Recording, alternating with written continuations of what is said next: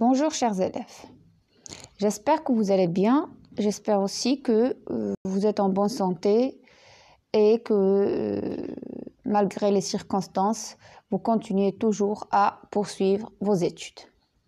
Comme vous le voyez sur votre écran, c'est une leçon aujourd'hui de la lecture. C'est pas vraiment une leçon complète puisqu'on va compléter ce qu'on a commencé la dernière fois avec ce texte sur la page 132 de votre texte au collège, la séquence 6, Histoire et énigmes.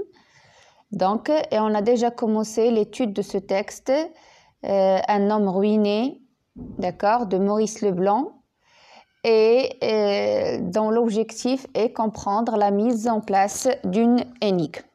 Et on a déjà vu la dernière fois de quoi parle l'histoire, de quoi il s'agit, quels sont les personnages, où se passe la scène. Donc, et on a dit que ce texte est un texte qui présente une énigme. Dans quel sens? Dans le sens où il s'agit d'un prisonnier, Arsène Lupin, qui était en prison et qui a écrit une lettre au baron Cahorn pour lui dire que son château sera volé la nuit du mercredi 27 au jeudi 28 septembre. Et bien sûr, le baron, on a vu aussi dans l'histoire que le baron a quand même essayé d'intervenir et d'empêcher ce vol. Donc, il a fait appel à l'inspecteur, à un célèbre inspecteur de police nommé Ganimard. Ce dernier a fait pas mal de précautions. Il s'est préparé pour empêcher le vol, mais on a vu que malgré cette situation, malgré toutes les précautions prises, donc le vol s'est produit. La question qui se pose, c'est comment ce vol est-il arrivé? Parce que toutes les circonstances empêchent le fait d'avoir un vol, que ce soit l'emplacement du château du baron, que ce soit les précautions prises par l'inspecteur, la surveillance qu'il a posée dans la galerie pour empêcher ce vol. Et pourtant, on a vraiment volé le baron. Et on lui a volé des objets volumineux qui sont vraiment grands, et aussi des objets coûteux, des objets qui sont chers. Donc l'homme a vraiment perdu beaucoup d'objets de grande valeur. Mais on n'a pas vraiment pu comprendre comment le voleur ou bien les voleurs ont-ils réussi à entrer dans le château et comment ils ont réussi à sortir avec tous ces objets volés. Donc c'est là où il y a l'énigme. On n'arrive pas vraiment à savoir comment tout cela s'est-il produit. Alors, et lorsqu'on a fait la fiche de lecture, on a vu qu'il s'agit d'un texte, il s'agit d'un roman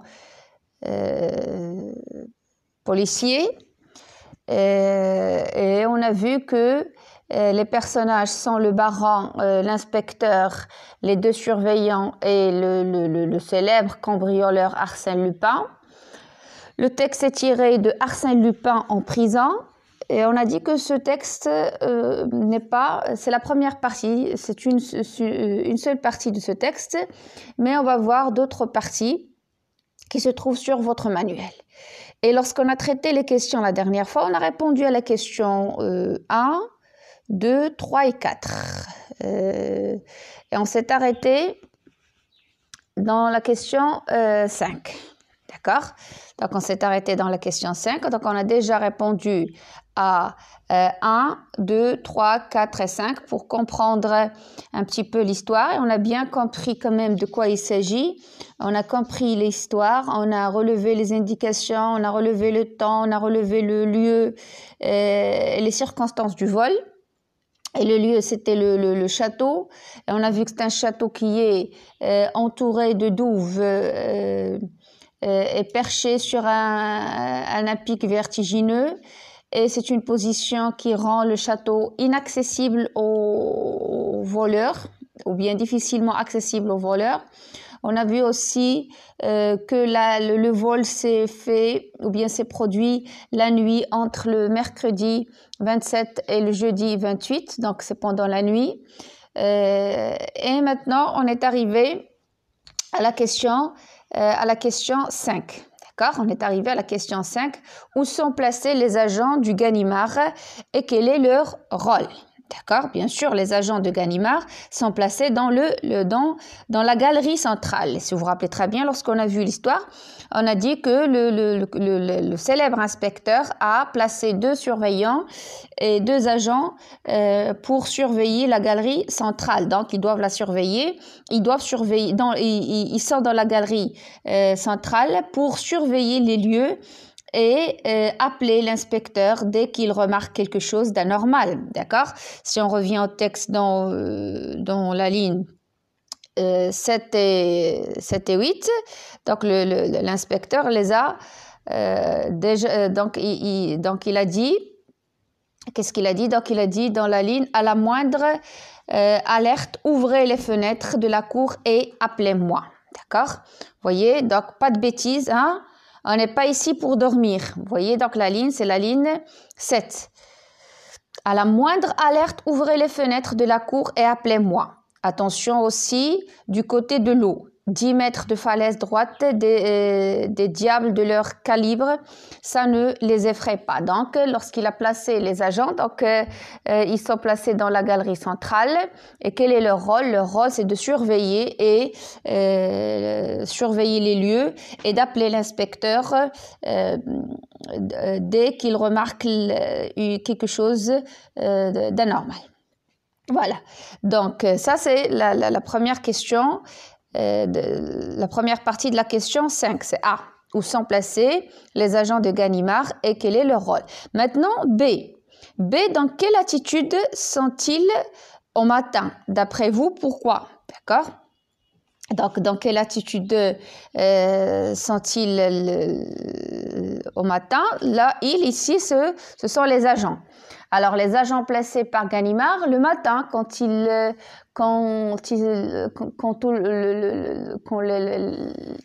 les autres personnages se sont réveillés, comment on a trouvé ces 2 agents? Dans quel état? D'accord? Bien sûr, les agents, au matin, les 2 agents sont profondément endormis. D'accord? C'est dans la ligne, si on revient au texte, c'est dans la ligne 18. D'accord? Si on prend la ligne 18, d'accord, qu'est-ce qu'on va trouver? On va trouver sur 2 chaises courbées, les bras ballants, les 2 agents dormaient. Vous voyez, la ligne 18, si vous arrivez à la lire, voilà. Donc, il prit les clés et entra dans la galerie. Ça, c'est qui? C'est l'inspecteur. Une fois il est entré, qu'est-ce qu'il a trouvé? Il a trouvé ces 2 agents. Mais comment il les a trouvés? Alors, il les a trouvés endormis, profondément endormis. Donc, sur 2 chaises, courbées, les bras ballants, les 2 agents dormaient. Donc, ils dormaient. Pourquoi? Dans la question, ils vous ont dit, pourquoi votre avis? D'après vous, pourquoi les 2 agents sont profondément endormis? Donc, à votre avis, c'est-à-dire, vous allez seulement supposer. Supposer dans le sens de dire ce que vous pensez. D'accord? Donc, il y a pas mal de questions, d'hypothèses que vous pouvez donner, pas mal de propositions. Parmi ces propositions, on peut dire que peut-être se sont-ils endormis parce qu'il ne se passait rien, tout simplement. Il n'y avait rien, ils n'ont rien entendu, il n'y avait pas quelque chose d'anormal, aucun bruit. Donc, puisqu'il y a un silence total et c'est la nuit, donc automatiquement, ils vont s'endormir. Ça, c'est une hypothèse. On peut dire aussi que peut-être ils se sont ou bien ont-ils été drogués? Qui sait? Peut-être on les a drogués pour qu'ils restent endormis pendant toute la nuit et laisser les voleurs prendre ce qu'ils sont venus pour voler, d'accord? Donc, il y a pas mal d'hypothèses qu'on peut suggérer, proposer dans cette question. Maintenant, on passe à la 6e question. Dans le dernier paragraphe, relevez les verbes indiquant des mouvements et des déplacements. Donc, on a déjà vu cette leçon, les verbes de mouvement, les verbes de déplacement, ce sont les verbes d'action. Les verbes qui montrent qu'on a fait une action, un mouvement, qu'on s'est déplacé d'un endroit à un autre. Donc, on va voir dans le dernier paragraphe les verbes qui indiquent le mouvement. D'abord, on les relève, puis on va dire à quel personnage se rapporte-t-il. D'accord?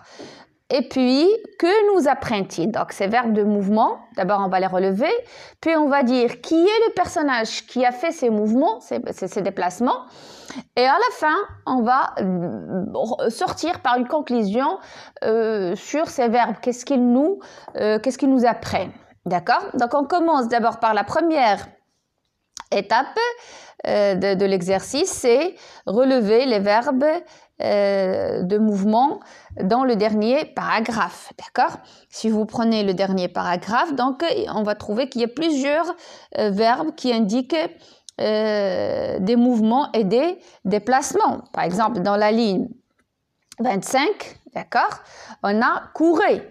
Vous voyez, donc courir dans la ligne 25. C'est un verbe qui indique un déplacement. Courir, c'est-à-dire il va se déplacer en courant d'un endroit vers un autre. Donc courir. Donc on a déjà courir. Vous arrivez à le voir. Donc il courait d'un endroit à l'autre. D'accord?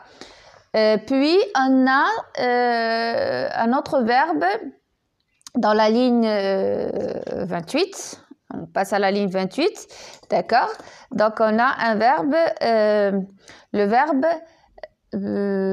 trépigner. Il y a deux verbes, trépigner et se convulser, d'accord? Trépigner et se convulser. Si on prend la ligne 28, voilà. Donc, il trépignait, il se convulsait. D'accord? Fou, de rage, ainsi de suite. Alors, ce sont des verbes des mouvements. D'accord? Donc, on a compté jusqu'ici trois verbes. Donc, il y a 3 verbes de déplacement dans ce dernier paragraphe. D'accord? Alors, ces verbes, qu'est-ce qu'ils indiquent d'abord? On a dit, il indique le déplacement pour le verbe courir, et pour le verbe trépigner et se convulser, il indique des mouvements, les mouvements. Alors, qui courait, qui trépignait, qui se convulsait? Donc, la deuxième partie de la question, à quel personnage se rapporte-t-il? Bien sûr, ces verbes se rapportent au baron Cahorn. D'accord? C'est lui qui a fait ces mouvements et ces déplacements. Et qu'est-ce qu'on apprend à travers ces déplacements et ces mouvements? D'accord? Si on va relire cette partie où il y a ces verbes pour comprendre ce qu'ils nous apprennent. Donc, il courait d'un endroit à l'autre, effaré, désespéré. Il rappelait ses prix d'achat, additionnait les pertes subies, accumulait des chiffres. Tout cela pêle-mêle en mots indistincts, en phrases inachevées. Il trépignait, il se convulsait, fou de rage et de douleur. On aurait dit un homme ruiné qui n'a plus qu'à se brûler la cervelle. Donc, dans ce paragraphe, ce petit paragraphe, on voit clairement que le baron est vraiment perdu. Le baron vraiment commence à perdre la raison. Tout simplement pourquoi? Parce qu'on lui a volé vraiment des objets vraiment précieux, des objets qui sont volumineux, des objets qui sont chers, qui coûtent vraiment beaucoup d'argent. Donc, le pauvre homme a perdu vraiment une fortune. Donc, c'est tout à fait normal qu'il soit dans cet état. D'accord? Alors, ils nous apprennent que ce personnage est si affecté par le cambriolage qu'il ne se domine plus, c'est-à-dire il n'arrive pas vraiment à trouver raison, il ne se domine plus, c'est-à-dire il commence à perdre contrôle sur lui-même, d'accord ? Alors, donc nous sommes ainsi, de cette manière, nous sommes renseignés sur le caractère et la mentalité de ce personnage déjà. Déjà, donc, on est face à un personnage et on comprend que c'est un personnage qui n'est pas vraiment solide, c'est pas un personnage fort, qui peut gérer des situations difficiles. Donc voilà, pourquoi? Parce que voilà, facilement il a commencé à perdre raison et à devenir fou complètement. Il va vraiment, il est vraiment dans un état de colère et il n'arrive même pas à trouver ses mots, il n'arrive pas à trouver ses actes, il sait pas quoi faire, il n'arrive pas à faire quelque chose, il va, il vient, et c'est vraiment donc il est devenu fou, complètement fou, et il n'a pas vraiment ce sang froid qui va l'aider à gérer la situation. Donc il a vraiment perdu tout contrôle, et tout ça nous l'avons compris à travers ce paragraphe et à travers ces verbes de mouvement de déplacement qui ont montré que la mentalité de ce personnage, c'est une mentalité qui est faible, fragile, donc il perd facilement la raison et il ne se contrôle pas et il n'est pas vraiment assez fort pour des situations pareilles, d'accord? Donc, on a remarqué qu'il peut perdre son sang-froid.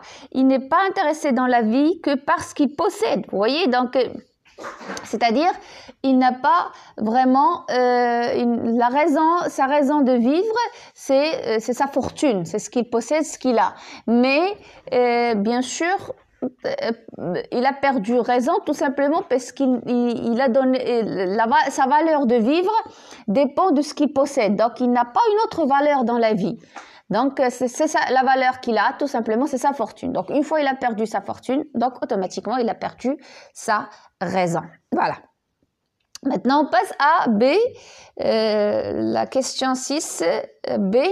Expliquez la dernière phrase. Quelle est la dernière phrase? On va revenir à la dernière phrase.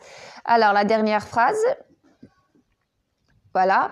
On aurait dit, voilà, c'est ça, pour vous aider à la voir, si vous n'avez pas votre manuel devant. Donc, on aurait dit un homme ruiné qui n'a plus qu'à se brûler la cervelle. D'accord? Cette phrase résume le dernier paragraphe. Donc, d'après ce que je vous ai expliqué, d'après notre lecture de ce dernier paragraphe, donc cette phrase toute seule, elle peut être considérée comme le résumé de tout le paragraphe. Donc, on dirait un homme ruiné, voilà, il a perdu, donc un homme ruiné, c'est-à-dire, ça y est, détruit, qui n'a plus qu'à se brûler la cervelle, d'accord? Alors, en perdant ses biens, le baron perd tout. Un homme ruiné, donc voilà, il a perdu ses biens, donc il a tout perdu. Donc l'expression se brûler la cervelle ici signifie mettre fin à ses jours, d'accord? En se donnant un coup de pistolet dans la tête, et voilà, il va terminer sa vie. Pourquoi? Parce que pour lui, et d'après ce paragraphe, donc il perd tout, il n'a rien. Ça y est, donc il est ruiné. Donc le baron est un homme ruiné. Il a perdu toute sa fortune et comme conséquence de cet anéantissement, il n'a plus que la solution de se suicider. Ça c'est d'après, bien sûr, le dernier paragraphe et à partir de cette dernière phrase. Voilà. Maintenant, on passe à la 7e question. Entre les lignes 12 et 21, relevez une parole et une phrase de description. Donc, une parole, c'est-à-dire une réplique dans laquelle un personnage a parlé. Donc, on va relever une parole et on va relever une phrase de description entre les lignes. Quelle ligne? Entre les lignes 12 et 21. Donc, entre les lignes 12 et 21. Donc, voilà, c'est ça. voilà, 10, 11, donc 12, c'est-à-dire à partir de une grande P jusqu'à la crédence. Voilà, donc dans ce passage, on va relever entre ces lignes, 12 à 21, on va relever On va relever une parole et on va relever une phrase de description. Donc, on remarque dans ce passage, si vous l'avez remarqué, on remarque, ou bien sûr, on a déjà lu, on remarque que l'inspecteur Ganimard parle 2 fois et le baron 1 fois. Donc, on peut donc relever l'une des paroles que vous voyez. Il y a la première, c'est que vous ai-je dit, monsieur le baron? Au fond, je n'aurais pas dû accepter. Je suis honteux. Voilà. Ça, c'est la première parole qu'on peut relever, bien sûr. Et qui parle ici, c'est bien sûr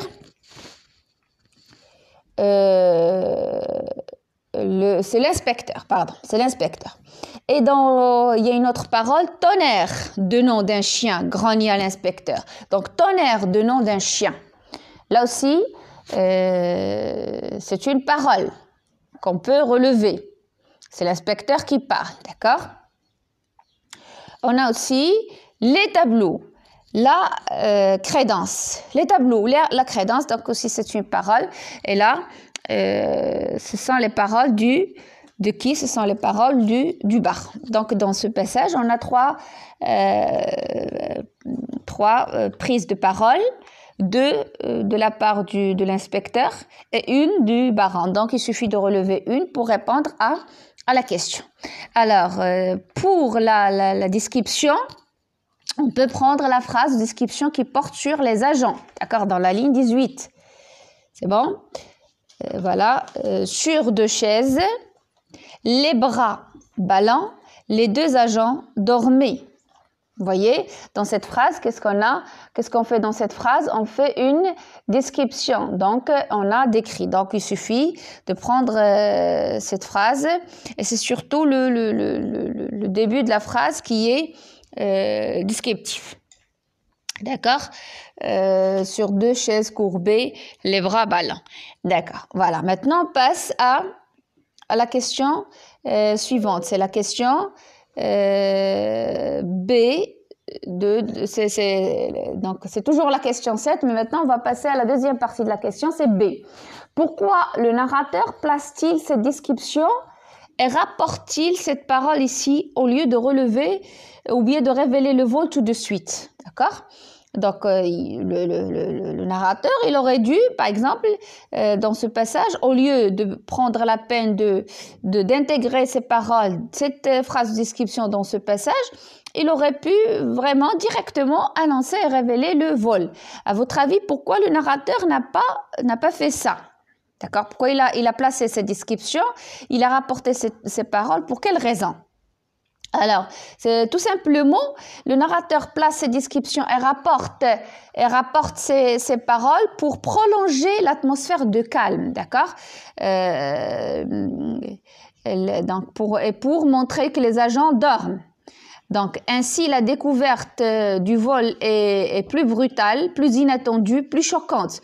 Donc, en plaçant ici ces descriptions et ces paroles, le narrateur ménage l'intérêt et maintient le suspense. Vous voyez, donc c'est l'important. L'important dans ça, c'est maintenir le suspense du lecteur. Donc, le lecteur, il s'attend à savoir ce qui s'est passé. Donc, ce passage et ces paroles, cette phrase de description laisse le lecteur attiré par la suite. Est-ce que le vol est fait ou pas? Et comment s'est-il fait? Ainsi de suite. Donc, et s'il révèle le vol tout de suite, le narrateur n'aurait pas vraiment n'aurait pas vraiment cet intérêt d'attirer l'attention du lecteur. Voilà. Donc l'important ici, c'est de garder, de maintenir le suspense auprès des lecteurs et les amener à lire l'histoire jusqu'à la découverte du vol. Alors le bilan d'étude maintenant nous demande de résumer l'énigme c'est-à-dire le problème à résoudre, qu'est-ce qui est inexplicable dans cette histoire. Je crois qu'on a déjà parlé de ça, mais quand même, on va le redire. Alors, l'énigme, ici dans ce texte, l'énigme, peut se résumer de la façon suivante, d'accord? Nous l'avons déjà écrit, je crois, dans la fiche de lecture. Alors, dans un château inaccessible, dont toutes les issues étaient fermées, où des gardiens assuraient la surveillance, un vol très important a été commis portant sur des objets volumineux. On ne peut expliquer comment les voleurs se sont introduits dans le château, comment ils ont endormi les gardiens et comment ils ont pu sortir avec leur volumineux butin, vol, c'est-à-dire ce qu'ils ont volé. Alors, on peut résumer l'énigme de cette manière. Voilà, je crois que c'est tout pour cette lecture, pour ce texte, pour cette première partie du texte. Donc, si vous voulez revenir aux réponses des questions, voilà, je vous ai quand même mis ces questions sur cette vidéo, les réponses, au lieu de les mettre sur PDF. Donc, vous pouvez compléter seulement la vidéo et vous allez voir, voilà, la réponse à la question 5, A et B. La question 6, bien sûr, A et B, voyez, donc vous avez toutes les réponses. Bien sûr, si vous voulez revenir à tout ce qu'on a dit d'une manière plus claire, il suffit seulement de relire ces réponses, d'accord? Et voilà, 7 A et B, puis 8 le résumé. D'accord? Donc tout ça, je vous ai donné les réponses pour vous permettre de revenir à ces réponses si vous n'avez pas pu suivre l'explication. Voilà, donc je vous invite quand même à tourner la page du texto. Donc vous allez trouver bien sûr la deuxième partie du texte dans la page 134. D'accord? Baliverne. Et je crois que vous avez déjà reçu le devoir à faire pour la semaine prochaine. Et cette lecture fait partie de ce devoir demandé. Donc, vous lisez, s'il vous plaît, ce texte dans la page 134 et 135. Et qu'est-ce que vous allez faire? Vous allez lire ce texte, vous allez faire une fiche de lecture et vous allez répondre aux questions 1, 2, 3, 4, 5 et 6, page 135, d'accord? Donc, vous avez déjà le devoir à faire, donc il suffit de le regarder et de voir c'est pour quel jour. Et n'oubliez pas de rester sérieux. Essayez de lire ce texte pour compléter l'histoire et pour savoir quand même que s'est-il produit après le vol. Est-ce qu'on a trouvé le voleur? Est-ce qu'on l'a pas trouvé? Est-ce qu'on a réussi à résoudre l'énigme, ainsi de suite. Alors, c'est la fin de cette séance. On va se voir ou bien on va faire la lecture la semaine prochaine. Bien sûr, on va pas se voir, c'est ce que j'espère en disant on va se voir, c'est ce que j'ai espéré, mais vous aurez une vidéo la semaine prochaine sur la deuxième partie du texte. Je vous laisse le temps quand même de le lire, d'expliquer les mots. C'est pas un texte difficile quand même. C'est un texte très très à la portée. Il y a vraiment l'histoire, elle est claire. Et même les questions que je vous ai demandé de faire ne sont pas vraiment difficiles à faire. Il suffit de lire le texte et vous aurez facilement les réponses. Alors, au revoir et merci.